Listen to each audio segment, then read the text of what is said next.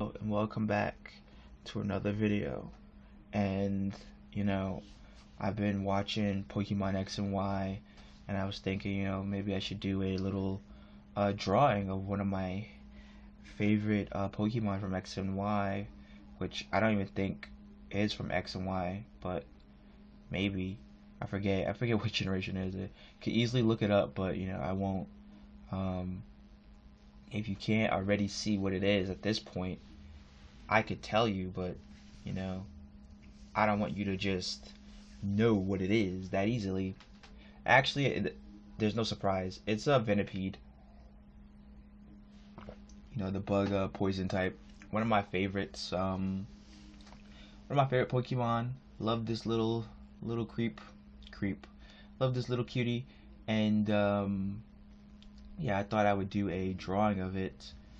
There is a debate mentally on if I should have sped this one up and put music over it or not, because uh obviously from the time that you are witnessing this, I am you know rapidly doing voiceovers for a bunch of art videos, because at the time, like, it's a little bit easier to record that way.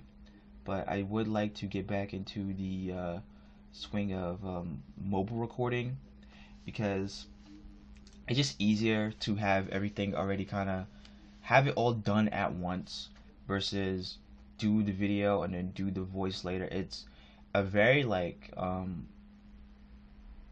time consuming task unless you do it like right away, and unfortunately that was not my experience. My experience was not doing it right away. My experience was being a procrastination Pete, and getting to the final hour of uploads and then being like, well, now I need to make them into actual videos, or else they would just be like silent movies, which I'm sure somebody would appreciate, but I don't know how that would fly over with the executives over at the like, comment, and subscribe company. But um, it's it's funny how that works out, because initially what I was thinking about when I was doing this was like, how am I gonna cut? Well, my first initial thought was, I am starting to get a little bit annoyed because there's certain things that I can draw, and there's certain things that I could draw that looks like, kind of good, or even, cool in a sense. But the ability to make something that looks dynamic, or to make things that have like dynamism to them, is a bit more complicated, because being able to draw a tree is one thing, but being able to draw a tree with the leaves falling off, and you're looking down at the tree from like a bird eyes view with like uh six with fisheye lens, looking down at the tree um from a bird's eye view, and that is a that is a different like experience altogether. And you know it's something that I am starting to recognize, that I struggle with drawing things in a dynamic way, because yeah, this is like, it's cute or whatever, but it's not really like dynamic, you know what I mean? Like, I want to do more like dynamic, exciting things, and what I'm probably gonna have to start doing is just pushing everything a bit more, because um, a lot of this is just like a result of playing safe, like trying to make something that looks good, and we need to get back to the good old days. Like in digital art, you could do stuff like that where you just like do like a scribble, and then you draw over that scribble, and it's like, how did you even get this? Like, this is crazy.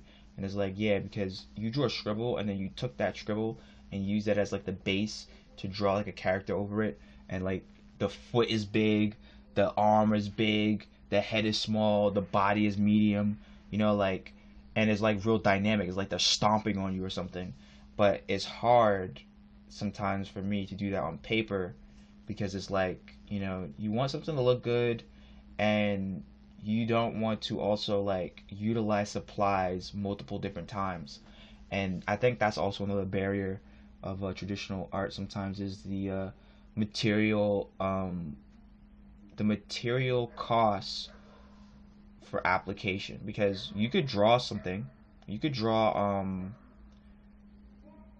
an image and the image looks bad, but that's essentially, if you did not learn anything from that image, it is essentially garbage, just throwing that image away.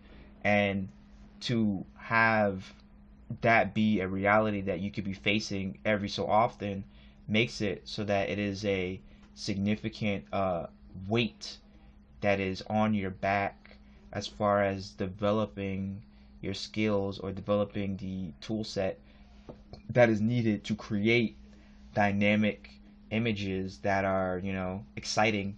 Because I wouldn't say this is exciting.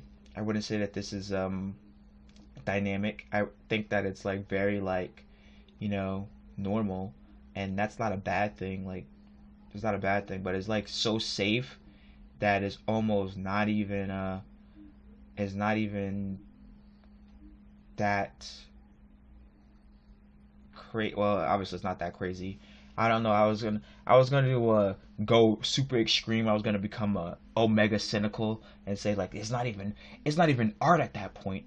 If it's not dynamic, it's not even art at that point. But that's not true. So you can't you can't say that. But the main significance is that I want to do more dynamic art, and I need to figure out how to do that.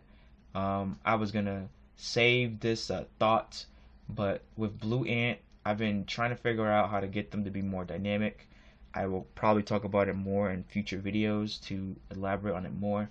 But I was trying to figure out how to get more dynamic with Blue Ant, and which is my character, the blue character with the headphones, and there's gonna be like a story or whatever. I was thinking about parts of the story more recently because it was something that I really couldn't understand. And what I recognize is that I don't draw Blue Ant too dynamic often. There are some images of Blue Ant that are, you know, seemingly a little bit dynamic. But yesterday, when I was going through the iterative phase of redrawing him and redrawing him and redrawing him, coloring him, redrawing him, I noticed that a lot of the images were a bit stiff. And part of that was the lack of gesture.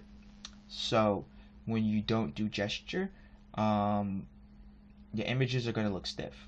So that's one mechanism, I guess, that I could use to reintroduce dynamism to the artistic process to make the images more interesting.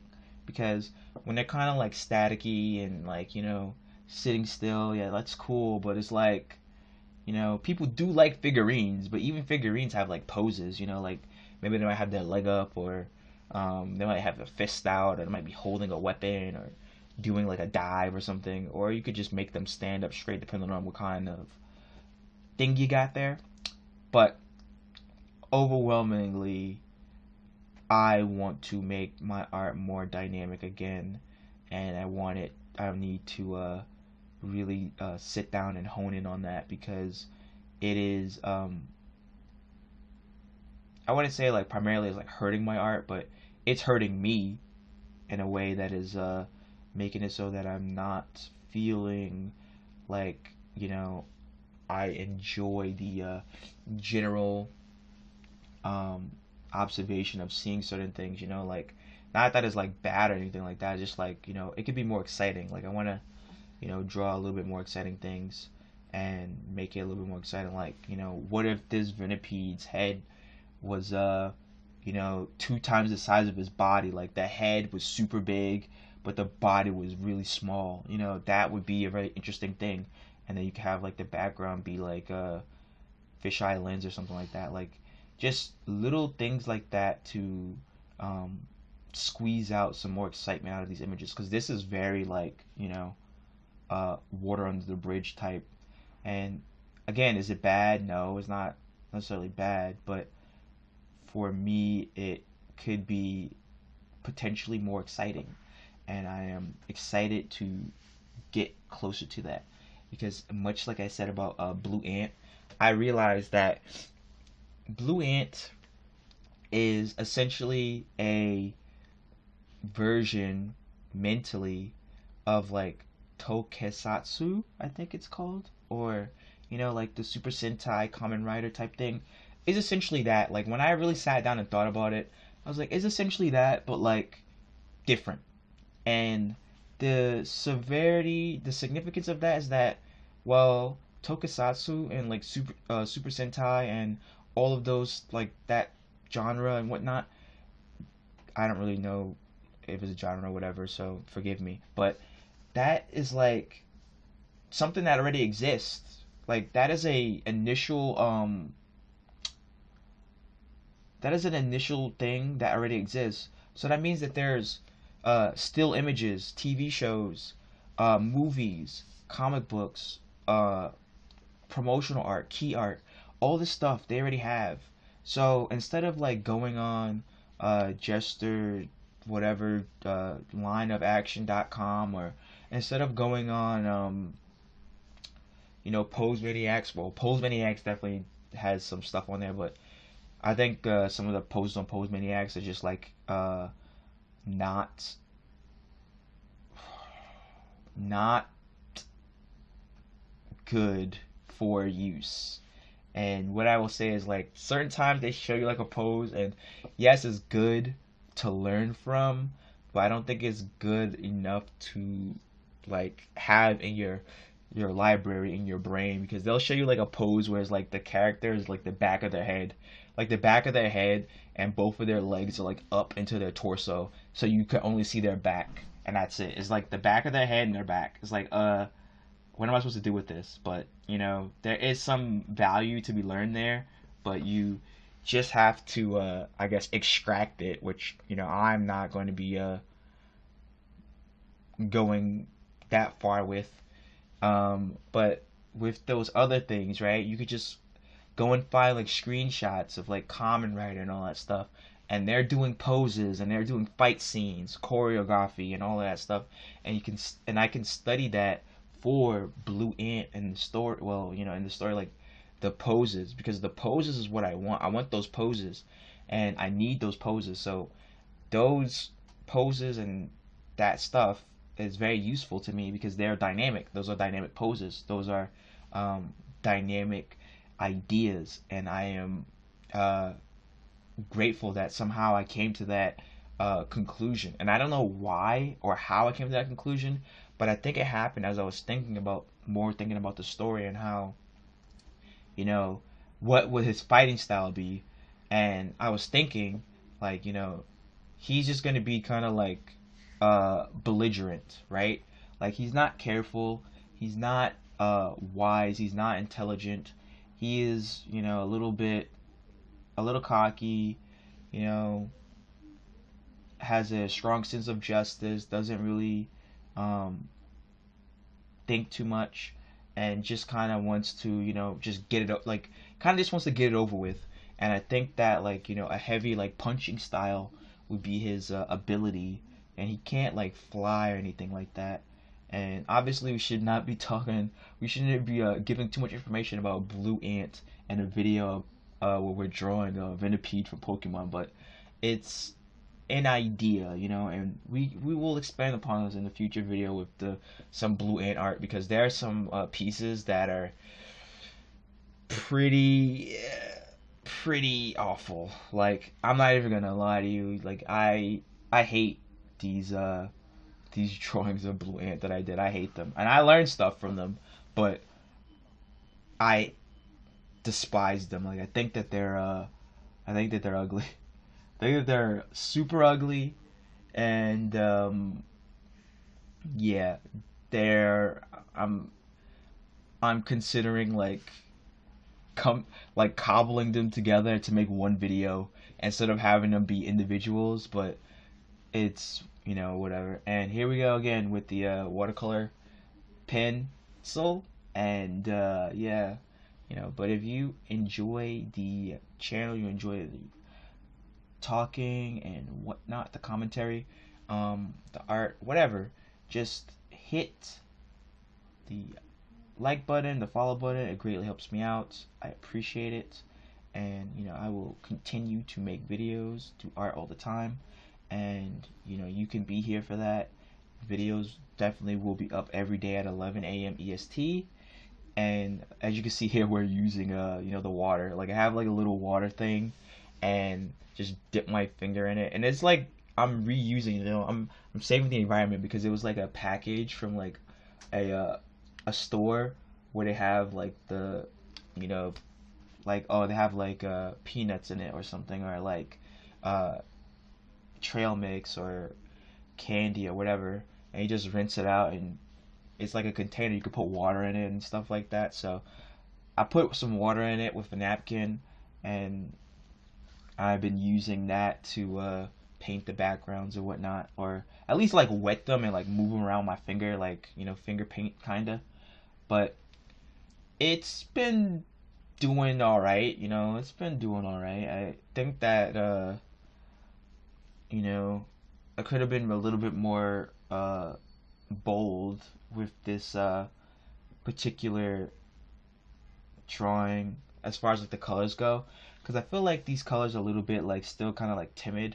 I think I could have took a bit of that blue color pencil, watercolor pencil, and like did like a strict line over the bottom, and then wet it and washed it in. Here we're gonna try to use the fake gel pen, not gel pen, the fake white highlight, and it is you know, I paid what, like $1.29 for two of these, and was it worth it? Like $1.29, like if I have to do it now in modern times, like in the past we used to I used to measure all purchases by spending on food. This is technically, two of these pens is less than a candy bar at this point, but also, you know, it would take like eight like not, like 8 packs of this to equate to like what a default skin would cost in, like, you know, a video game at this point. So it's worth it, I guess. Like, you know, something. But is it worth it as far as like functionality? I haven't been able to get it to work 100% for me, and the one time I did get it to work, the video got corrupted, so we don't even have the evidence of that except for the photo. But anyway, we that's what we have, and thank you for watching. I will see you in the next one. Don't forget to like, comment, and subscribe, and goodbye. What is he doing? Like, you think that he would understand what's happening here? Oh well.